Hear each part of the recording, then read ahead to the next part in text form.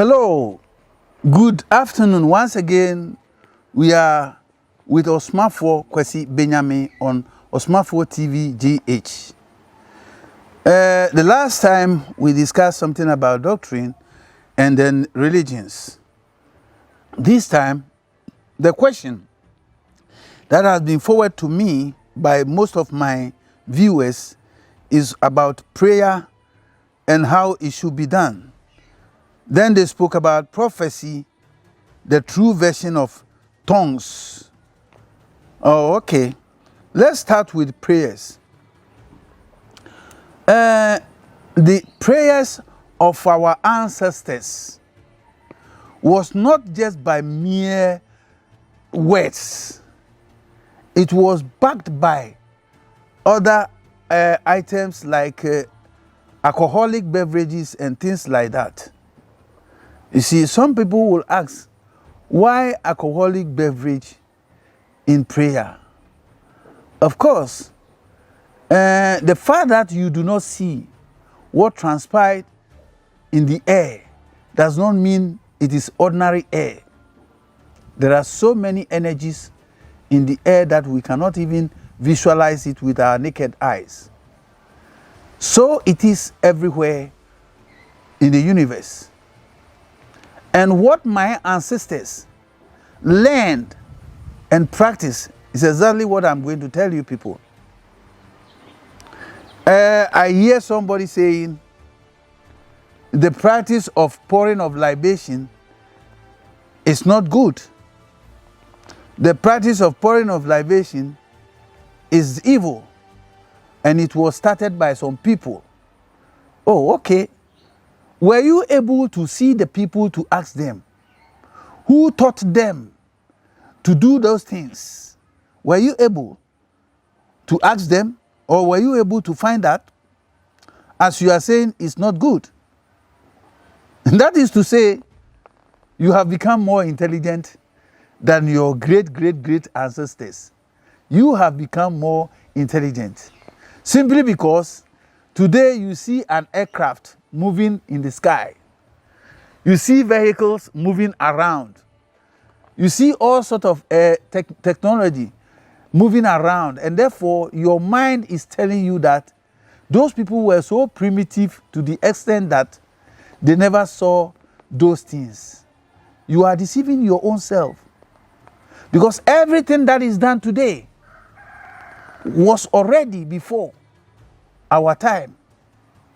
And the records and the way our ancestors recorded everything, how they did everything, if you can check history, you will know that it was not those you think who brought that thing you call aeroplane, or you call a car, or you call a ammunition, you call a spacecraft. They were not the people who initiated it. It's just because your laziness does not allow you to travel far behind to get to know what transpired in the ancient. That is why you think our people were fools. Fortunately, thinking those who have brought all those technology today will confirm, if only they want to confirm, that the technology they are practicing, even there are most technology they cannot, they have tried to practice and they are not able to practice today. More advanced ones that they themselves don't even understand. So, for that one, you are deceiving yourself. Our ancestors knew everything that they are doing. Okay, you see, people are complaining about the using of schnapps in pouring of libation, because in the ancient there were no schnapps. So how did we accept the schnapps? How did we accept the schnapps to be a powerful tool in our prayers? Of course, yes, it's true. In the ancient, there was nothing like a schnapps.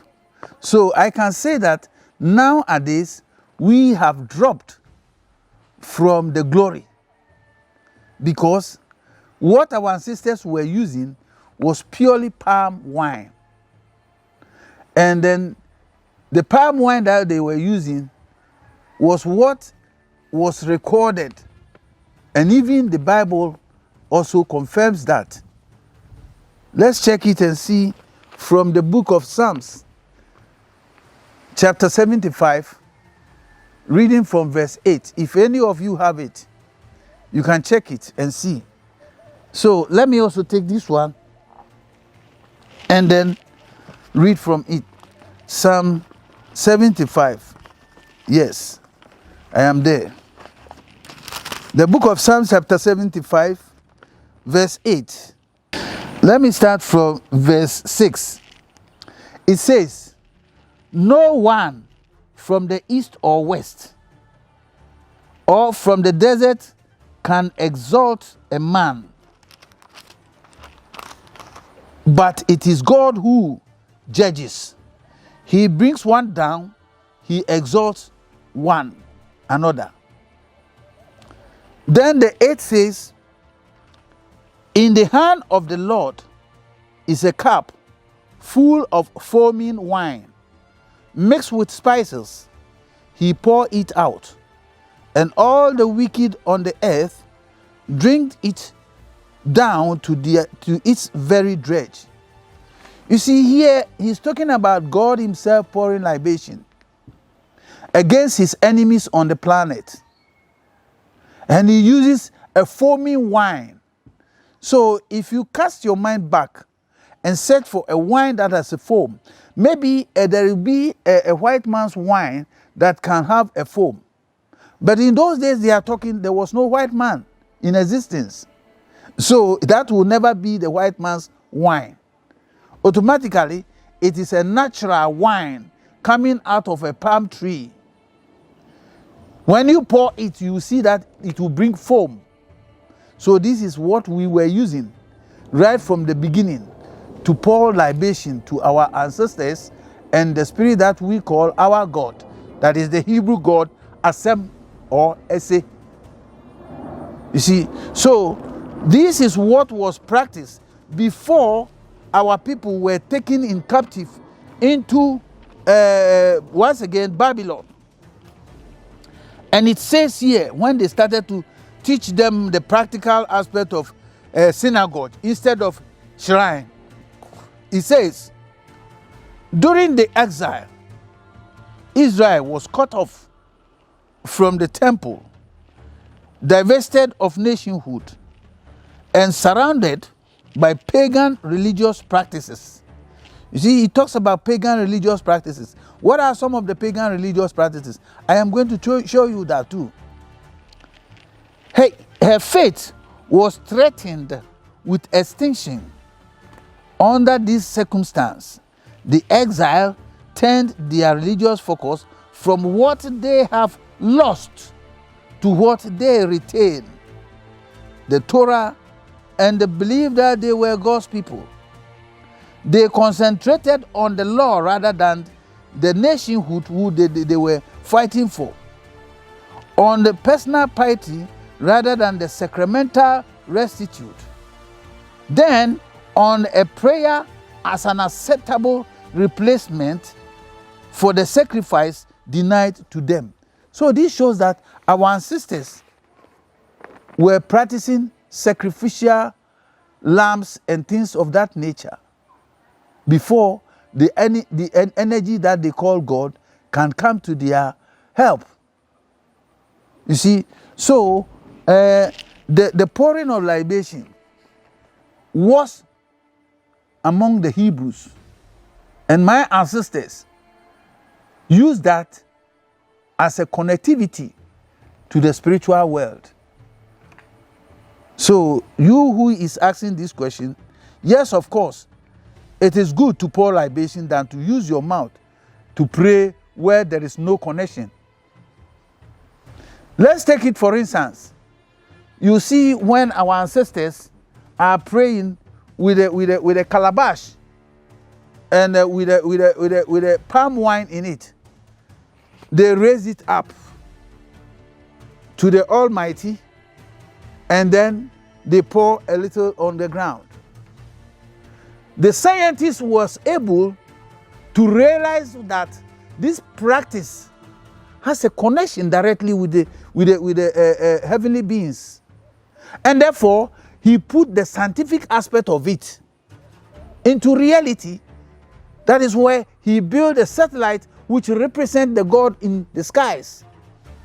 And then face that God in the skies with a disc which looks exactly like the calabash, of which does not have any wiring connection, but still receives signal. That is the same way when we pour libation, we receive the vibration takes place. We receive the vibration from the heavens. So that pouring of libation has been proven by scientists.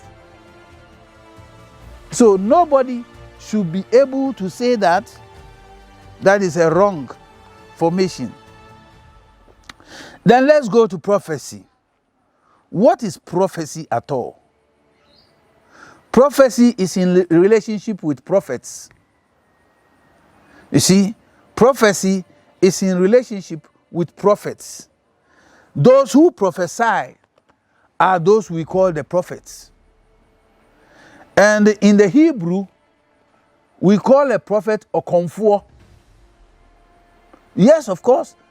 Those of you who are listening to me who are Ghanaians, especially those of you who are Christians and other religions, you will doubt me, but I'm going to prove you wrong for your doubts.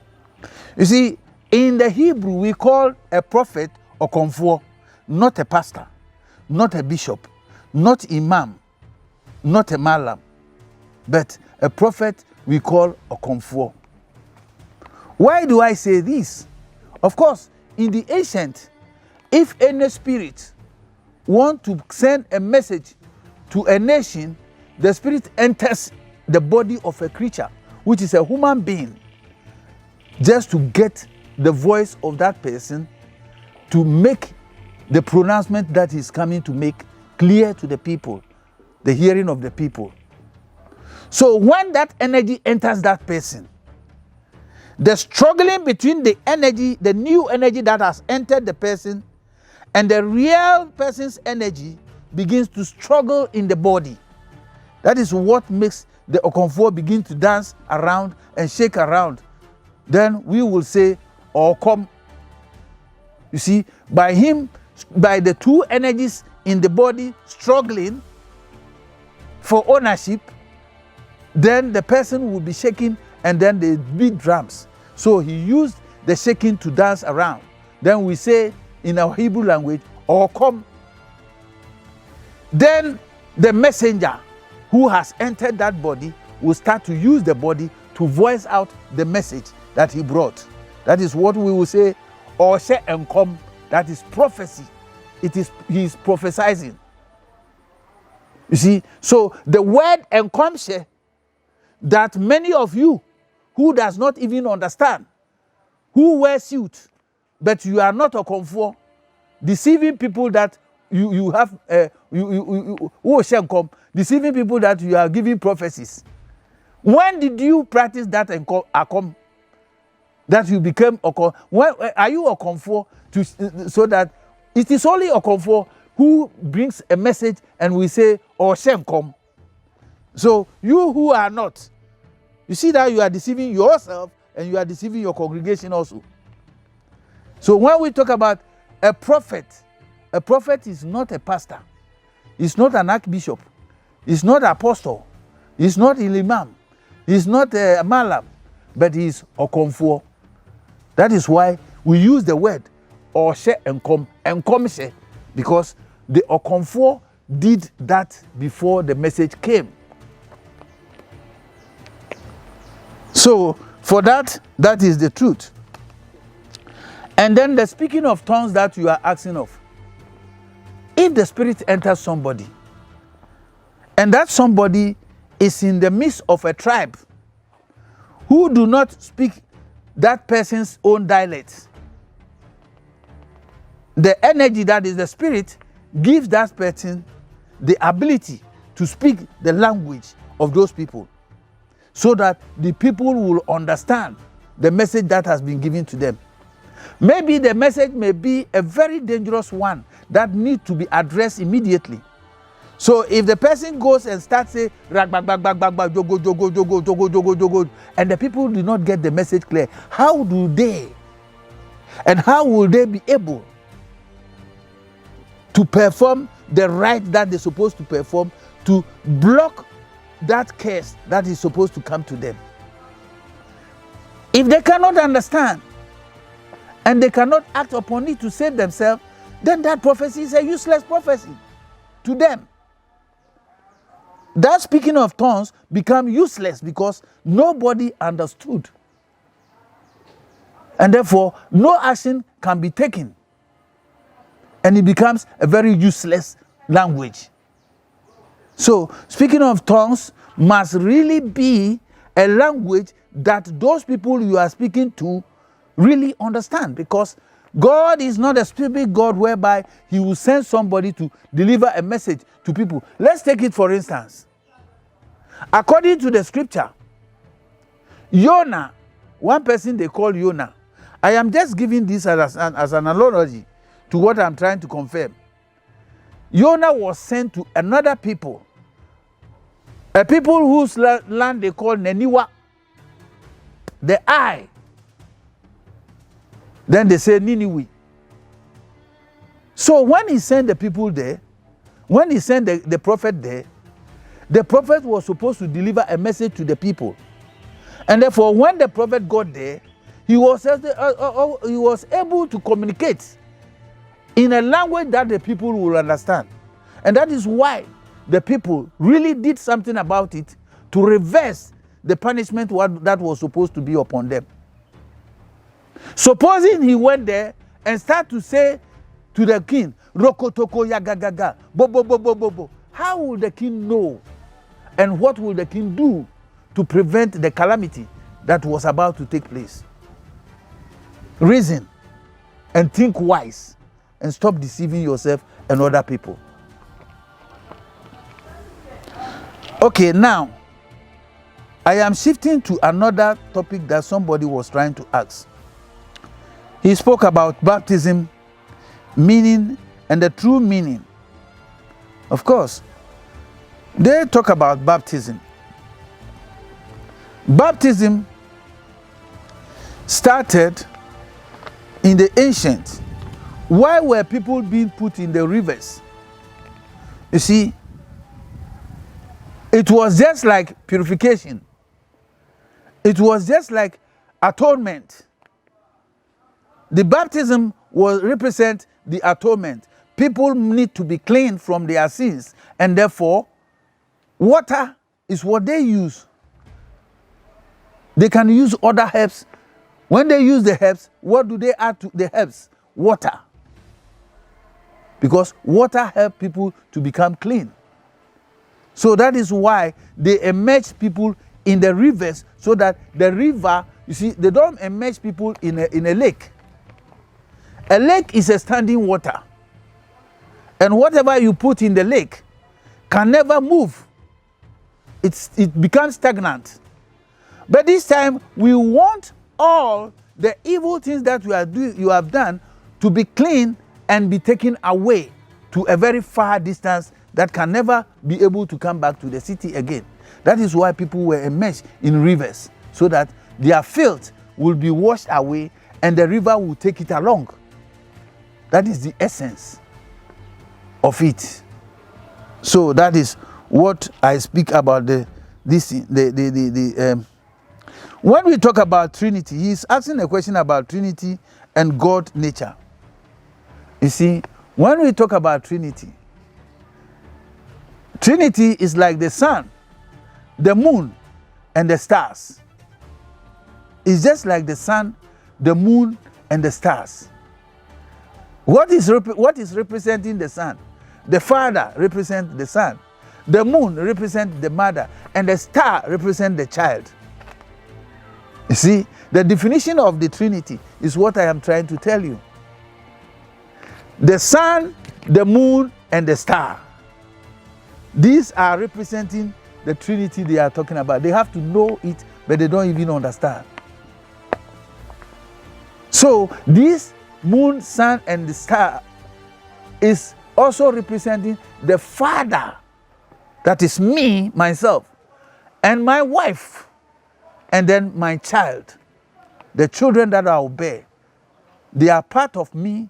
My wife is also part of me, and their children bears the both part of us. So they become one in the two of us. So you will only see me in my child, and you will see my wife also in my child. So my child holds the key to that Trinity. The baby that you have created, the baby that you have born, is the one who forms that Trinity. Because you, the man, you are in that baby, as well as the mother, who is your wife, is also in that baby. And that baby becomes three persons in one. That is the only definition of this Trinity we are talking about. The sun, the moon, and the stars. The father, the wife, and the child. That is the meaning of Trinity. Simple.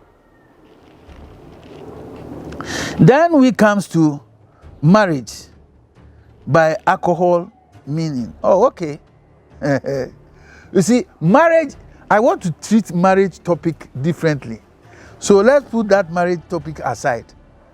I will treat marriage in a very different way. And also, I think there are other, there are other issues.